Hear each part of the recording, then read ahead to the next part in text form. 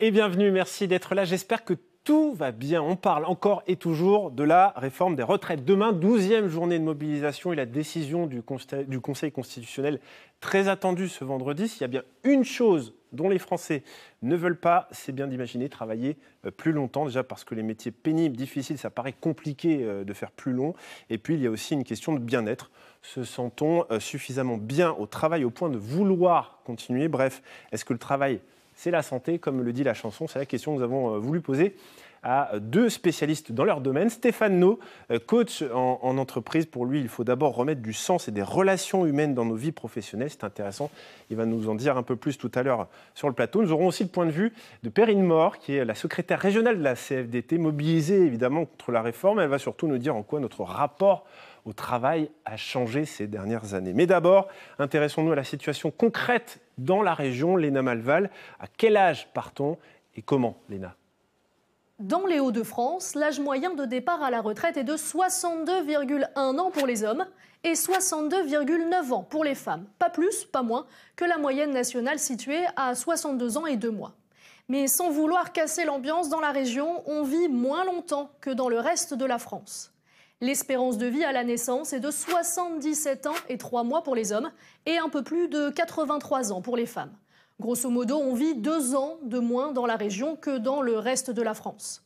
Maintenant, vous vous demandez certainement pourquoi. Top! Comment expliquer que l'espérance de vie dans la région Hauts-de-France soit plus basse que dans le reste de la France?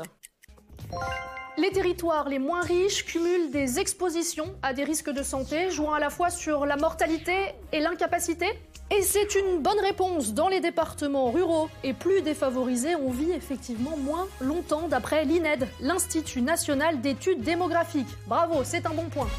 Autre élément à noter, la région n'est pas non plus championne dans l'emploi des seniors. Le taux d'emploi des 55-64 ans est le plus faible du pays, plus de 10 points en dessous du chiffre national.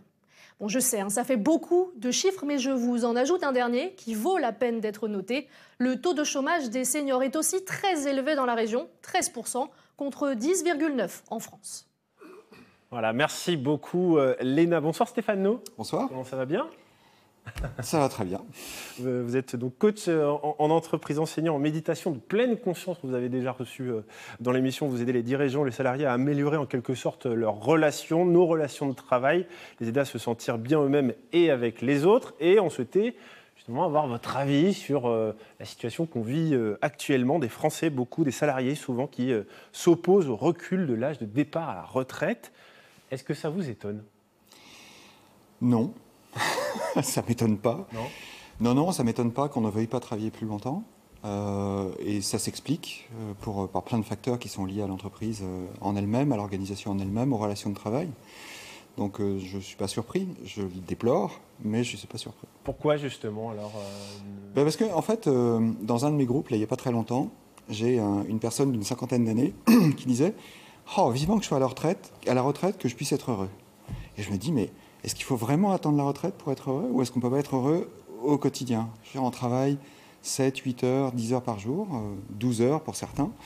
Et ces 12 heures-là, c'est pas juste du temps de production, c'est aussi du temps où on peut cultiver des relations. Voilà. Et ça n'existe plus aujourd'hui? C'est pas que ça n'existe plus, ce serait un peu caricatural de le dire. Mais ce que je constate, moi, dans les accompagnements que je peux faire en entreprise, c'est que les relations se sont dégradées et qu'il y a une très forte pression, en fait, sur les objectifs.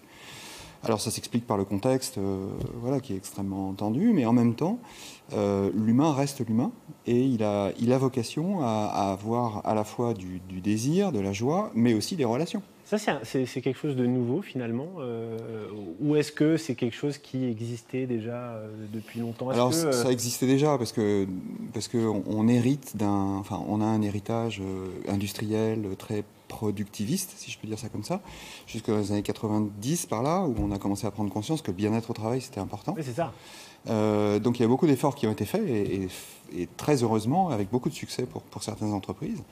Mais le Covid est arrivé aussi et là on a morcelé en fait pour beaucoup le travail avec le télétravail d'un côté et puis le retour post-Covid et le contexte qu'on connaît de changement climatique, de guerre, de tensions sur l'énergie et toutes les autres catastrophe qui nous arrive là. Tout ça a accéléré. Et ça a retendu en fait les relations. Ouais, très et vous pensez, de votre point de vue, que ça pourrait aussi amplifier ces phénomènes de malaise, de burn-out qu'on peut connaître de plus en plus en entreprise? Je vous pose la question parce qu'évidemment, vous l'avez vécu vous-même personnellement. Est-ce que finalement, cette situation-là risque d'amplifier encore plus ce phénomène? Clairement, en tout cas, les chiffres montrent que ça augmente. Voilà, le stress augmente au travail, l'absentéisme augmente. Il y a beaucoup d'indicateurs RH sur la santé des collaborateurs qui se dégradent. Donc ça, c'est une évidence. Et puis le taux de burn-out et de dépression, voire de suicide, qui sont plus ou moins liés, oui, augmente de manière assez significative. Donc effectivement, il y a une vraie préoccupation. Qui tient. Ça dit de l'urgence, il me semble en tout cas, oui, et je crois que les entreprises en sont tout à fait conscientes. Je ne suis pas en train de dire que on devrait prendre conscience. Oui. Je crois qu'il y a une vraie conscience de ça, mais il y a une prise en compte de ça. Mais par contre, parfois, je vois des RH ou des responsables de formation ou des dirigeants qui ne savent pas du tout comment s'y prendre. Voilà, alors c'est intéressant ce que vous dites, puisque notre autre invité ce soir, justement, a des choses à dire là-dessus. Celles et ceux qui sont témoins de notre vie au travail, de l'état du climat social, ce sont évidemment les syndicats aussi. Nous allons retrouver Perrine Mort en visio avec nous. Bonsoir Perrine, vous êtes la secrétaire régionale CFDT Hauts-de-France. J'imagine ce que vient de dire Stéphane à l'instant vous inspire beaucoup. M'inspire, je partage les constats qui viennent d'être posés. Nous, on essaye au quotidien d'objectiver ces éléments-là, la vie des salariés dans l'entreprise. On l'objective notamment aussi par des enquêtes et le fait que le Covid était un point de bascule, c'est quelque chose que je partage effectivement. Pour vous donner quelques chiffres et pour éclairer mon propos, la CFDT a mené une enquête qui s'appelait Parlons de travail sur la fin de l'année 2016. À l'époque, 77% des répondants nous disaient qu'ils aimaient leur travail. 73% nous disaient également qu'ils aimeraient participer davantage aux décisions importantes, mais un nombre non négligeable de travailleurs nous indiquait par ailleurs que le travail pouvait être dangereux pour leur santé, qui provoquait des douleurs physiques, qui parfois dormaient mal, et puis donc une certaine nuisance pour la santé. Donc il y a une problématique qui était un peu structurelle, je dirais, et la période Covid a été le déclencheur d'une crise plus profonde et de recherche de sens dans le travail et de recherche de meilleur être et de mieux vivre son travail. C'est ça. Et selon vous, c'est ça qui explique pourquoi finalement, notre rapport au travail, on ne voit plus le travail de la même manière aujourd'hui? Oui, le travail, on ne voit plus de la même manière parce que avant, peut-être par le passé, il y avait une vision, le travail, c'était une donnée économique. On allait travailler pour gagner de l'argent. Aujourd'hui, on considère, et les travailleurs sont de plus en plus demandeurs de ça, que le travail soit émancipateur. Parce que quelqu'un qui travaille, c'est également un citoyen, c'est également un consommateur, c'est également un usager qui a besoin d'avoir cette quête de sens. Et quand on arrive aux portes de l'entreprise, on pose pas toutes ces valises de citoyens, d'usagers, de consommateurs en devenant juste un travailleur. On reste toutes ces personnes-là et donc on a besoin de sens dans le travail qu'on fait au quotidien. C'est vrai, je vous vois acquiescer. Oui, parce que je suis 100% d'accord avec ça. On est la même personne. Et très longtemps, on a considéré que la personne au travail était une personne qui travaille et qui devait se débarrasser de tout ce qui encombrait la productivité. Ça a changé. Dans beaucoup d'entreprises, ça a changé. Ça n'a pas changé partout, mais ça dépend. Mais c'est vraiment une question de sensibilité humaine. Il y a des managers un peu à l'ancienne qui n'ont pas encore passé. Sauf qu'il y a les jeunes générations qui arrivent, qui sont dans cette démarche, dans cette... Oui, dans cette quête de sens et dans cette quête relationnelle. Moi, j'aime bien parler de précarité relationnelle. En fait. C'est-à-dire qu'il y a la précarité du travail en lui-même, il y a la précarité financière, et pour moi, il y a aussi la précarité relationnelle. Alors, on va faire une parenthèse justement. On le disait, 12e journée de mobilisation demain. Ça fait un moment qu'on suit les salariés mobilisés contre la réforme des retraites et qui expriment finalement une réelle inquiétude. C'est l'autre regard ce soir signé Laurent Navez. Ce sont les visages de la contestation, l'incarnation d'une vive opposition à la réforme des retraites. Éboueurs, infirmières, maçons, médecins, électriciens, la liste est longue de tous ceux qui réclament une retraite de leur vivant.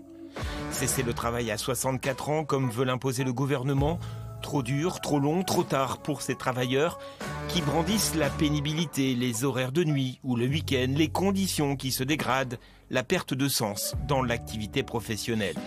La contestation contre la réforme des retraites s'inscrit profondément dans le rapport que les Français entretiennent avec le travail. Cette valeur travail qui reste très importante pour les 3/4 des actifs, bien loin de défendre une société qui serait basée sur le temps libre et les loisirs.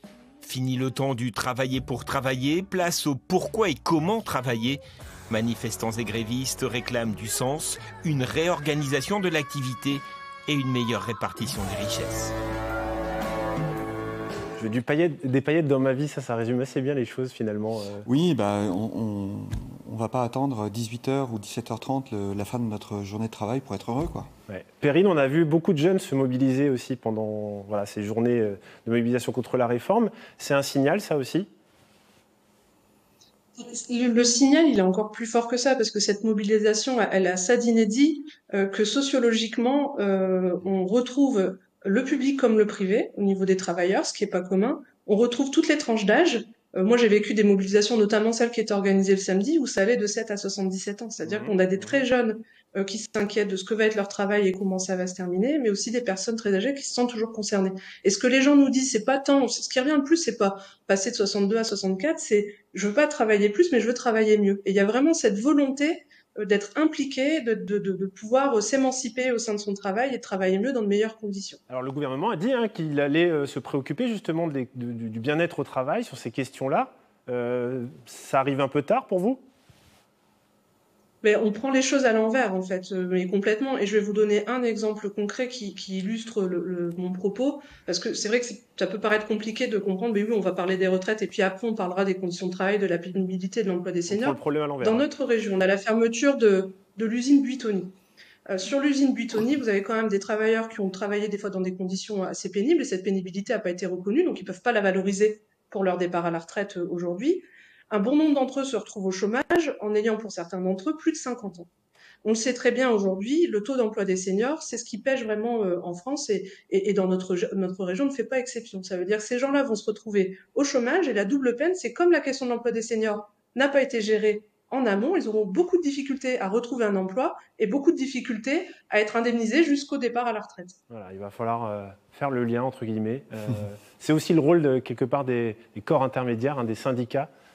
Oui, moi je crois que il y a une question aussi qui est posée, qui est systémique en fait. C'est toutes les parties prenantes doivent se mettre ensemble là maintenant. On n'est plus dans la guerre, patronat, syndicats, salariés, les autres.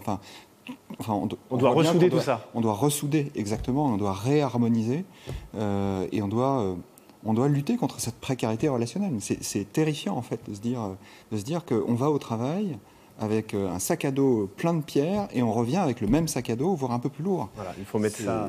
Voilà, et donc là, il y a des techniques pour ça. Eh bien, merci beaucoup Stéphane, et c'est votre travail aussi également. Merci Perrine d'avoir participé à l'émission. N'oubliez pas, vous aussi, chaque soir, vous pouvez témoigner. Pour ça, c'est très simple, vous scannez le QR code qui s'affiche sur votre écran et vous nous envoyez un message. On se quitte avec la citation du jour, qui a du sens avec ce qu'on a dit ce soir. Je n'aime pas le travail, nul ne l'aime, mais j'aime ce qui est dans le travail, l'occasion de se découvrir soi-même. Joseph Conrad, je vous souhaite une excellente soirée sur la 3 à 19h, le journal régional. Salut, salut!